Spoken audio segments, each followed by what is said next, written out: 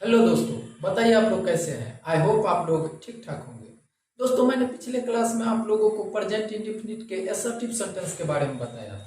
अगर आप लोगों को असर्टिव सेंटेंस के बारे में नहीं पता है तो ऊपर आई बटन है, वहां क्लिक कीजिए और असर्टिव पे बना वीडियो वहां से आप देख सकते हैं। और मैं एक बात कहना चाहूंगा, जब तक आपको असर्टिव के बारे में नहीं समझ में आएगा तब तक आप अभी जो मेरा टॉपिक जो मैं जिस पे डिस्कस करने वाला हूँ वो समझ में नहीं आएगा। तो पहले आप वहां से वो पहले कंप्लीट कीजिए असर्टिव के बारे में, तब आपको ये समझ में आएगा। तो चलिए बिना देरी किए मैं स्टार्ट करता हूँ। देखिए दोस्तों, आज का जो मेरा टॉपिक है वो है असर्टिव का निगेटिव, यानी कि नकारात्मक बात जिसे कहते हैं। असर्टिव का मतलब होता है सकारात्मक और असर्टिव का निगेटिव यानी कि इसका मतलब होता है नकारात्मक। तो देखिए, मैं आप लोगों को वैसे तो इससे पहले जो मेरा बना वीडियो है असर्टिव पे उसमें मैं डिस्कस कर चुका हूं, लेकिन मैं अभी असर्टिव का निगेटिव समझाने वाला हूं। तो इसको समझने से पहले आपको असर्टिव के बारे में जानकारी होनी चाहिए। तो मैं कुछ यहाँ भी आप लोगों को बताने का प्रयास कर रहा हूँ। देखिए दोस्तों, असर्टिव का मतलब होता है सकारात्मक वाक्य। अब जैसे मैं कहूं एज ए एग्जाम्पल, सीता गीत गाती है, सीता सिंग्स अ सॉन्ग। तो एक चीज गौर कीजिए, मैं आपको क्या कर रहा हूं, सीता के बारे में बता रहा हूं। सोहन क्रिकेट खेलता है, सोहन प्लेज क्रिकेट। तो मैं क्या कर रहा हूं, सोहन के बारे में आपको बता रहा हूं। और सोहन क्या है, करने वाला है, यानी कि कोई एक्शन को करने वाला। यहाँ पे सीता क्या कर रही थी, कोई एक्शन को कर रही थी, यानी कि गीत को गा रही थी। तो एक चीज गौर कीजिए, असर्टिव जो होता है वो मैं डेफिनेशन के माध्यम से समझाने का प्रयास कर रहा हूं। देखिए, जो सब्जेक्ट के बारे में कुछ बताता हो वो असर्टिव कहलाता है। To say something about the subject that is called assertive sentence. तो यहाँ पे आप गौर कर सकते हैं कि मैंने बताया सीता गीत गाती है, तो मैंने सीता ये सब्जेक्ट हो गई, और सीता के बारे में मैंने क्या किया, आपको इंफॉर्मेशन दिया, मैंने आपको बताया। सोहन क्रिकेट खेलता है, तो सोहन क्या है, सब्जेक्ट है यहाँ पे। तो सब्जेक्ट के बारे में कुछ बताया मैंने। तो जो सब्जेक्ट के बारे में कुछ बताता हो, यहाँ पे कुछ पूछता नहीं हो, कुछ बताना या कहना, तो वही असर्टिव कहलाएगा। अब इसके अलावा भी और डेफिनेशन है, तो मैं टोटल आपको बताना चाहता हूं ताकि कहीं से किसी प्रकार का कोई दिक्कत ना हो। अब एक चीज और देखिए, एक ये भी होता है कि वह बात जो स्टेटमेंट को व्यक्त करता हो उसे भी असर्टिव कहा जाता है।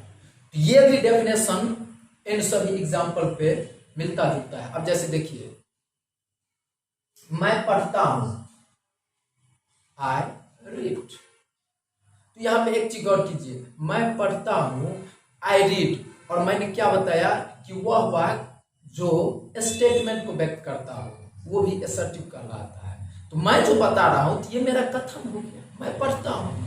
सोहन दौड़ता है, सोहन रन्स, मैंने सोहन के बारे में बताया, ये भी कथन है। ये सब सारा क्या है, सकारात्मक वाक्य, सभी के सभी कथन हो गए। राम प्रतिदिन स्कूल जाता है, Ram goes to school every day या डेली। तो ये राम के बारे में ये भी क्या है, कथन है। तो सभी के सभी कथन है। और मैंने क्या बताया, वह वाक्य जो कथन को भी व्यक्त करता हो तो वो भी असर्टिव कहलाता है। The sentence which expresses a statement that is called assertive sentence। इस तरह से भी सही मिलता जुलता है। अब एक और है, वो भी डेफिनेशन के माध्यम से मैं आप लोगों को बताने का प्रयास कर रहा हूं। अब जैसे देखिए, जैसे ये आपको जो बता रहा हूं गौर कीजिए, वह वाक्य जो S for subject, V for verb, O for object, यानी कि वह वाक्य जो S plus V plus O के स्ट्रक्चर को फॉलो करता हो वो भी असर्टिव सेंटेंस कहलाता है। एज ए एग्जाम्पल मैं बताने का प्रयास कर रहा हूं। जैसे देखिए, सोहन अंग्रेजी बोलता है, सोहन स्पीक्स इंग्लिश। अब यहाँ पे देखिए, सोहन हो गया सब्जेक्ट, स्पीक्स यहाँ पे हो गया वर्ब, और इंग्लिश हो गया ऑब्जेक्ट। तो ये सिस्टमेटिक तरीका से सब्जेक्ट वर्ब ऑब्जेक्ट ये भी मिल रहा है। तो जहां पे ये इस तरह से सब्जेक्ट वर्ब ऑब्जेक्ट मिलेगा ये भी असर्टिव कहलाएगा, क्योंकि डेफिनेशन इसका भी ये इस तरह से मिलता है कि the sentence which follow the structure of SVO, that is called assertive sentence. तो चलिए, मैं उम्मीद करता हूं कि आप लोगों को समझ में आ गया होगा। अब चलिए मैं बोर्ड पे बताने का प्रयास कर रहा हूं। अब जैसे देखिए दोस्तों, आई होप आप लोगों को assertive समझ में आ गया होगा। आज का जो हमारा टॉपिक है वो क्या है? assertive का निगेटिव।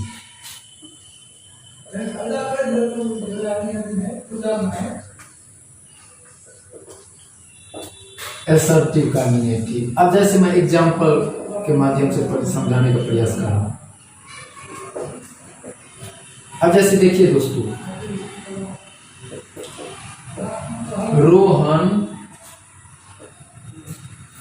रोहन हिंदी नहीं बोलता है।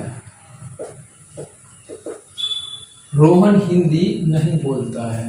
अगर मैं नहीं को हटा दूं तो रोहन हिंदी बोलता है। तो मैंने पहले ही बताया कि अगर ये इसको हटा दूंगा तो अभी मैंने बताया जो assertive के बारे में, वो assertive हो जाएगा। लेकिन इसमें नहीं लगा, जिसका इंग्लिश नोट होता है। तो यही बात है कि assertive में निगेटिव यानी कि नोट नहीं वाला सेंटेंस होगा तो वही आपका assertive का निगेटिव कहलाएगा। अब देखिए, जैसे रोहन हिंदी नहीं बोलता है, इसका जो स्ट्रक्चर होगा आपको सब्जेक्ट प्लस टू या does plus note plus V1 plus object, ये हो गया आपका स्ट्रक्चर। अब इस पे बनाएंगे तो आसानी के साथ बन जाएगा। पहले सब्जेक्ट, तो देखिए सब्जेक्ट यहाँ पे रोहन होगा, यहाँ पे सब्जेक्ट देंगे रोहन।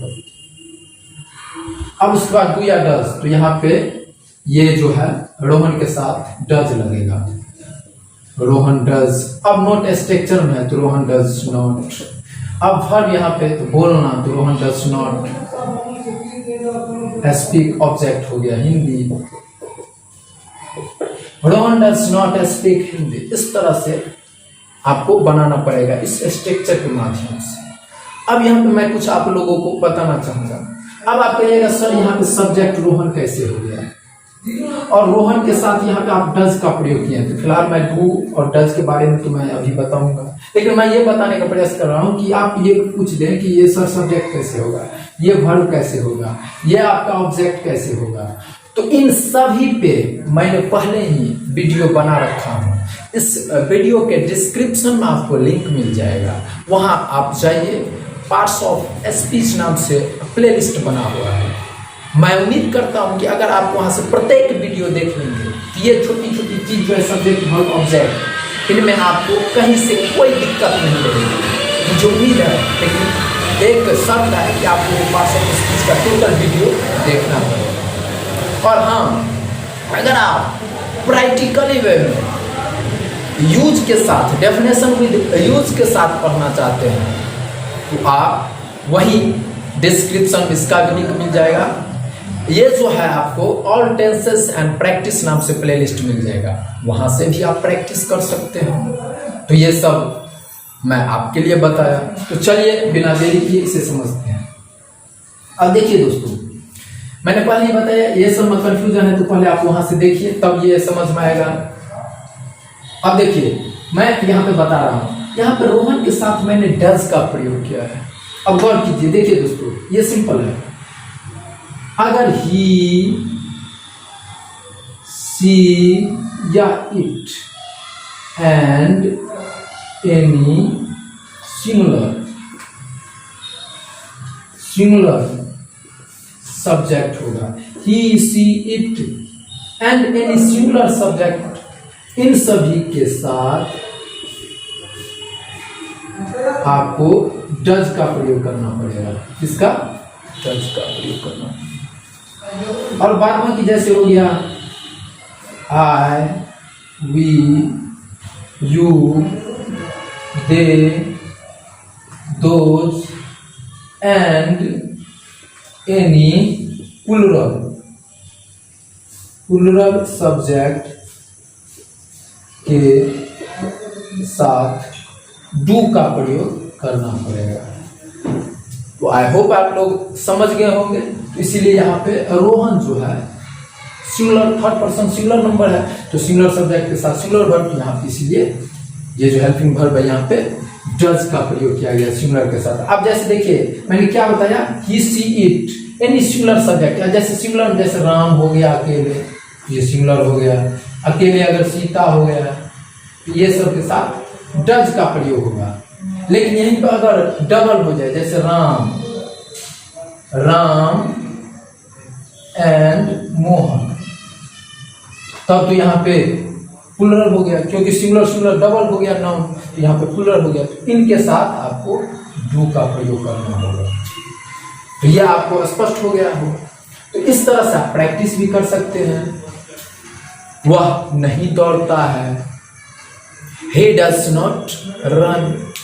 मैं अंग्रेजी नहीं बोलता हूँ, I do not speak English या I don't speak English। इस तरह से वह नहीं जाता है, he does not go।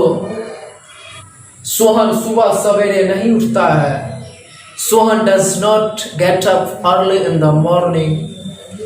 मैं अपना काम समय पर नहीं करता हूँ, I do not do my work on the time। इस तरह से आप भी प्रैक्टिस कर सकते हैं, तो जुमा पे भी आएगा। अब चलिए आगे बढ़ते हैं। अब जैसे देखिए दोस्तों, आगे जो है ये जैसे असर्टिव का निगेटिव हो गया। अब जो है इसके बाद इसका यस नो का इंट्रोगेटिव होगा, उसका यस नो का इंट्रोगेटिव के बाद यस नो इंट्रोगेटिव का निगेटिव होगा, डब्ल्यूएच होगा, डब्ल्यूएच इंट्रोगेटिव का निगेटिव होगा। तो मैं ये आपको नेक्स्ट वीडियो में बताऊंगा, क्योंकि अगर मैं यहाँ बताऊंगा तो वीडियो लंबा हो जाएगा, आपको पढ़ने में दिक्कत हो सकता है, बोरिंग फील होगा। तो इसलिए मैं चाहता हूँ कि नेक्स्ट वीडियो में मैं डब्ल्यूएच यस नो पे वीडियो बनाऊंगा।